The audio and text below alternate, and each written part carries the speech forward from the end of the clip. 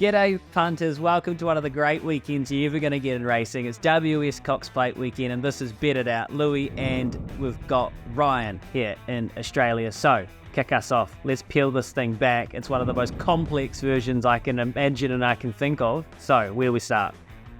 Oh, it's an abundance of storylines heading into this race, isn't it, Louis? I'm sticking with Vanessa Standard. We've both been with her for the last couple of weeks. I'm willing to forgive that track scare she had on Tuesday. I think there's been way too much made out of that. We saw her come out and win the Winx Stakes so well first up.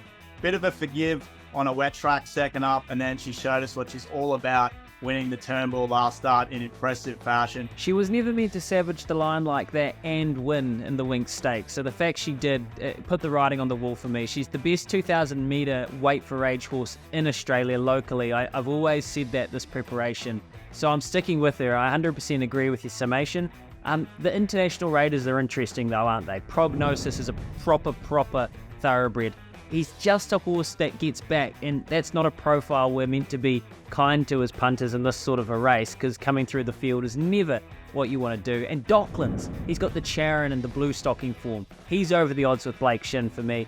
I'm not necessarily knocking Pride of Jenny and Mr. Brightside. I just think Vesicina is the better local 2,000 metre horse. Up the line in Sydney, while we've got the Spring Champion Stakes for the staying 3-year-olds. Who did you find here? Yeah, this is another tricky race, Louis, and it's not the strongest edition of the Spring Champion Stakes, I will say that. I'm going with Henline here. He's only lightly raced, should eat up 2,000 metres, and we're getting a decent little price, close to the $5 mark as we record, so give me Henline on top. Al Costello for me, another one I think's going through the gears and going through his ability as he goes up over distance, and I think he can settle in the front half and just pop out nicely. It'll be one off the fence. I think he'll absolutely love the trip. In New Zealand, we've got more 3-year-olds. The Soliloquy Stakes run. Alabama Lass is going to go around $1 so who are you going to put with her in your multiples to make a buck? I've gone with Kitty Flash to run top 3. She's another one that's in search of a hat-trick, just like Alabama Lass. I do have the query on the wide gate for Alabama Lass, but I don't say this very often. I think she just wins this race. So going Alabama Lass to win, Kitty Flash top 3.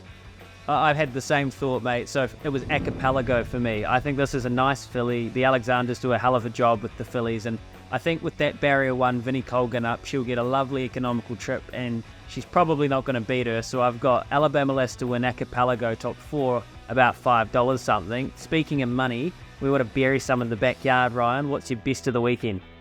Yeah, we'll go back to the Valley on Saturday, Louis. Race 2, I've got Pisces, the Godolphin runner, as my best bet.